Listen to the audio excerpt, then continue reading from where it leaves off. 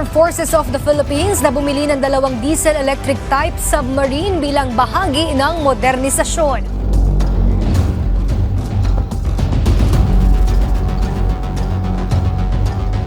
What is Manila actually paying for? 80 to 110 billion pesos. That is the budget range the Philippines has set for its planned acquisition of 2 diesel-electric submarines. Hopefully, it's a dream for us to get at least 2 submarines. We are an archipelago, and so we have to have this type of capability. But here's what makes that number interesting. Manila isn't simply buying 2 submarines. The app says the program also includes basing and other logistical requirements needed to operate them. And that changes the story completely. Because you can't deliver a submarine to a naval base and send it to sea the next morning. You need trained crews, specialized maintenance, spare parts, training systems, infrastructure, and an organization capable of operating an entirely new form of naval warfare. So the real purchase isn't just 2 submarines. It is the ability to operate submarines. And that is a much bigger undertaking. The Philippines has never operated a submarine fleet. Every crew has to be trained. Every maintenance system has to be established. Every operational procedure has to be learned. And the boats have to be supported for decades, not simply delivered once. That is why the 80 to 110 billion pesos figure is better understood as the cost of starting an undersea capability from scratch. And this submarine program is part of a much bigger transformation inside the Philippine military. The original Horizon 3 modernization period was scheduled for 2023 to 2028, but Manila subsequently reworked its priorities through Horizon 3, approved in January 2024 and planned to run for 10 years. The biggest change is the growing emphasis on external and archipelagic defense. Instead of waiting for a threat to reach Philippine territory, the app wants to project its defenses farther outward toward the country's maritime domain and its 200 nautical mile exclusive economic zone. AFP Chief Gen. Romeo Bronner Jr. described the shift as similar to forward defense containing or repulsing threats farther from the Philippine coastline. He specifically identified submarines among the capabilities needed to project those defenses. And submarines fit that concept unusually well. They can operate forward, they can remain concealed, and they can give Manila a capability in the environment that dominates the Philippines itself. The sea, thousands of islands, a vast maritime zone, strategic waters stretching far beyond the coastline. So the real 110 billion pesos question isn't, how much does a Philippine submarine cost? It's, how much does it cost to build a submarine force from scratch? And that is where the Philippine submarine story really begins. The Philippines has a geography problem to understand why Manila wants submarines. Forget the submarine for a moment. Look at the map. The Philippines is an archipelago of thousands of islands scattered across a vast maritime space. And its security problem doesn't end at the shoreline. The country's exclusive economic zone extends 200 nautical miles from its coasts. Much of what Manila has to monitor, protect, and defend is water. AFP Chief Gen. Romeo Bronner Jr. has put the logic simply, the Philippines is an archipelago. But that creates a problem. How do you defend a huge maritime space without constantly revealing where your forces are? To get at least 2 submarines. We are an archipelago, and so we have to have this type of capability. The Philippines already has frigates, corvettes, and patrol vessels. They can patrol. They can respond to incidents. They can show the Philippine flag across contested waters. But there is one unavoidable weakness you can see them. The same applies to aircraft. They can search enormous areas quickly, but they can also be detected and tracked. Then there is the submarine. It can listen. It can observe. It can track. And most importantly, it can remain concealed. That gives Manila 3 capabilities it currently lacks: stealth, surveillance, sea denial. Stealth A submarine isn't invisible. Sonar, aircraft, and other systems can search for it. But a quiet conventional submarine can be extremely difficult to locate.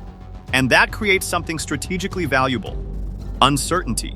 An adversary may know a Philippine submarine is somewhere in the area, but not know exactly where. A submarine isn't simply a weapon. It can also be a sensor, It can gather information about maritime activity while keeping its own position concealed. In a region where knowing what is moving and where is critical, that can be just as valuable as firepower. Sea-land, the Philippines doesn't need 2 submarines to control the South China Sea. It couldn't. China's naval advantage is far too large. The objective is narrower: make the waters harder for an adversary to dominate. That's sea denial. And Vietnam offers a useful regional example. It operates 6-kilo-class conventional submarines, giving a smaller Southeast Asian navy an underwater layer designed to complicate the calculations of a much larger maritime power. The Philippines would not be copying Vietnam. But the principle is similar. You don't have to dominate the sea to make an opponent fear operating there. And that is why geography matters. Ships patrol, aircraft watch, missiles threaten, sensors detect, and submarines add something the others cannot easily provide: a hidden presence beneath the surface. For an archipelagic country, that can be a powerful new layer of defense. But geography is only half the story. Because the waters Manila wants to defend are also becoming some of the most contested waters in the world. And that takes us to the South China Sea. So, why does Manila want submarines now? Because the waters around the Philippines are becoming increasingly contested. In May 2026, the Armed Forces of the Philippines reported monitoring 35 Chinese naval and Coast Guard vessels around 4 key West Philippine Sea features, including Ayungin Shoal, Bajo de Masinloc, Escoda Shoal, and Pag-asa. And the pressure isn't confined to one location. At Second Thomas Shoal, Philippine resupply missions to the BRP Sierra Madre continue under intense Chinese pressure. This is China Coast Guard, Approach Shoal 1. At Scarborough Shoal, Chinese maritime forces maintain a persistent presence. And in July 2026, confrontations escalated again, including water cannon incidents near Scarborough Shoal. This is the environment in which Manila is considering its first submarines. The Philippines is already adding ships, aircraft, missiles, and surveillance systems. But these forces operate largely on the surface or above it. They can be detected. A ship can appear on radar. An aircraft can be tracked. A missile battery can potentially be located. A submarine changes the equation. Imagine a Chinese force operating in waters important to Beijing. It knows where Philippine ships are. It can track Philippine aircraft. But somewhere beneath the same water, a Philippine submarine could be waiting. Where? That is the problem. The submarine doesn't necessarily have to attack. Its possible presence alone could force an opposing navy to spend more resources searching, tracking, and protecting its forces. And that gives Manila something it currently lacks: an underwater presence in the battle space. This fits into the Philippines' broader comprehensive archipelagic defense concept, which Philippine officials describe as a strategy for protecting the country's maritime domain rather than one aimed at any single country. But strategy meets reality in the South China Sea. The waters Manila wants to defend are also waters where Chinese naval and Coast Guard forces are increasingly active. So this isn't simply about buying another warship. It's about giving the Philippines a capability that can operate beneath the contested maritime environment. And that leads to the hardest part of the entire program. Because buying a submarine is one thing, building a country capable of operating one is something else entirely. So, Manila has decided what it wants. Now comes the harder question: who gets to build it? 4 major players have positioned themselves for the Philippine submarine program: Hanwha Ocean, Naval Group, Navantia, and Fincantieri with ThyssenKrupp Marine Systems. But this isn't really a competition over which submarine looks best. For a first-time submarine navy, the bigger question is, who can build the submarine and teach the Philippines how to sustain it? South Korea's Hanwha Ocean has a major advantage. Manila already has experience working with South Korean defense companies. Hanwha has been involved in the submarine competition since at least 2023. By 2025, its proposal had expanded beyond the boats themselves to include a submarine base, maintenance facilities, training, simulators, and technology transfer. That's a powerful pitch, not, here's the submarine. But here's the system around it. France's naval group offers the Scorpionet, already operated by navies including India, Brazil, Chile, and Malaysia. Its proposal has also emphasized infrastructure, training, and long-term support, including the possibility of developing Subic Bay for submarine operations. Spain's Navantia brings the S-80, while the Fincantieri TK MS partnership is offering the U-212 NFS. Both bring established European submarine expertise. But for Manila, the most advanced design on paper may not be the best choice, because the Philippines has never operated a submarine. So the real competition is bigger than 4 submarines. Manila has to ask, who will train the crews? Who will maintain the boats? What technology can be transferred? How much will the weapons and spare parts cost? And most importantly, who will still be supporting the Philippine Navy 30 years from now? Because a submarine isn't a one-time purchase. It is a decades-long relationship. The winning supplier won't simply deliver 2 boats. It will help Manila build the people, infrastructure, maintenance, and doctrine needed to keep them operational. So the Philippines isn't really choosing a submarine. It is choosing the partner that will help create its first submarine force. And once that decision is made, the next question becomes unavoidable. What will those submarines actually mean for China? Now, we reach the biggest strategic question. What would 2 Philippine submarines actually mean for China? The answer is simple. They wouldn't balance China's navy. China's naval force is vastly larger, and the PLA Navy already operates a substantial submarine fleet. Manila isn't trying to match China ship for ship. It is trying to make Philippine waters harder to dominate. China already has to account for Philippine ships, aircraft, missiles, and surveillance systems. A submarine adds something different: uncertainty. A Chinese force may know where Philippine ships are. It may track Philippine aircraft. But it may not know whether a Philippine submarine is somewhere beneath the same water. And that creates a problem.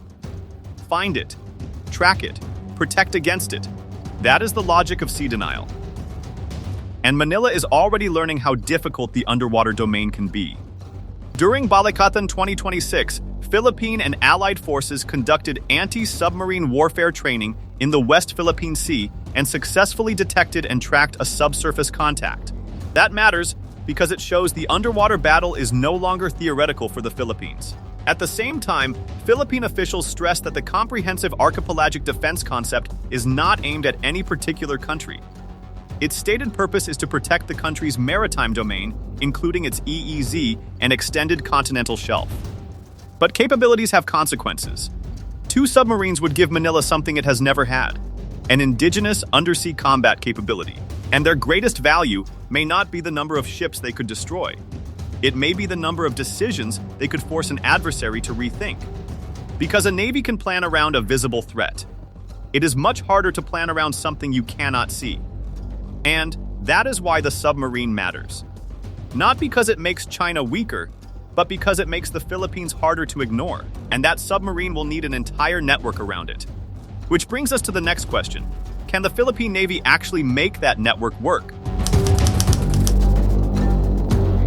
But here's the part that is easy to miss. A submarine may be hidden, but it cannot fight blind. It needs intelligence.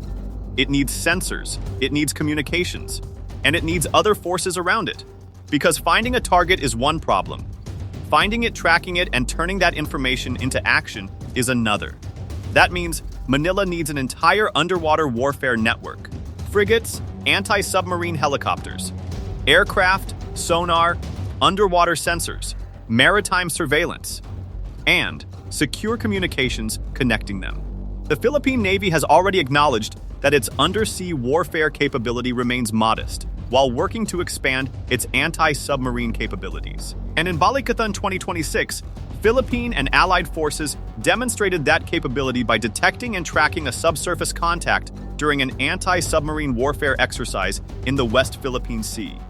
That is important, because Manila isn't simply preparing to operate submarines. It is learning how to fight in the underwater domain. Think of the emerging defense architecture as 5 layers: air, aircraft, and surveillance, surface frigates, corvettes and patrol vessels, missile coastal defense systems, information radar, ISR and maritime domain awareness, underwater submarines and anti-submarine warfare. The submarine sits at the bottom of that network. Alone, it is a platform. Connected to the network, it becomes a capability. An aircraft can find a contact. A ship can track it. Sensors can add information. And a submarine can operate beneath the same battle space without revealing itself. That is the real transformation. The Philippines isn't simply buying 2 submarines. It is trying to connect air, surface, information, and underwater warfare into one defense system. And now comes the hardest question. What is that capability actually worth? Because Manila could spend up to $110 billion to build it. Is it worth it? Now comes the hardest question. Is it worth it? The Philippines could spend $80 to $110 billion establishing its first 2 submarine capability. That's a huge investment. And every peso spent here is money that cannot be spent somewhere else. More frigates, more aircraft, more missiles, more drones, more surveillance. So Manila faces a classic defense dilemma: buy more of what it already knows or spend heavily to create a capability it has never possessed? The argument for submarines is powerful: stealth, sea denial, surveillance, strategic uncertainty. For a smaller navy facing a much larger regional power, submarines offer something difficult to replicate: the ability to operate and threaten without constantly revealing your position. And Manila isn't treating this as simply a submarine purchase. The Philippine Navy is also developing anti-submarine warfare capabilities and additional platforms to detect underwater threats. So the objective is broader: build an underwater capability, not simply buy 2 submarines. But the disadvantages are just as real. Specialized crews, specialized infrastructure, constant maintenance, expensive logistics. And with only 2 boats, availability becomes a serious problem. If one is undergoing maintenance, half the fleet is gone. If the second is training or undergoing repairs, the Philippines could temporarily have no submarine available. And the bill doesn't stop when the submarines arrive. Training continues. Maintenance continues. Upgrades continue. The commitment lasts for decades. Australia's submarine experience makes that clear. The boats are only one part of a much larger system of training, infrastructure, and long-term sustainment. Then comes opportunity cost. Could the same money buy more surface ships, more aircraft, more missiles, or a larger surveillance network? There is no easy answer. Submarines cannot replace those capabilities. But those capabilities cannot provide what submarines uniquely offer either.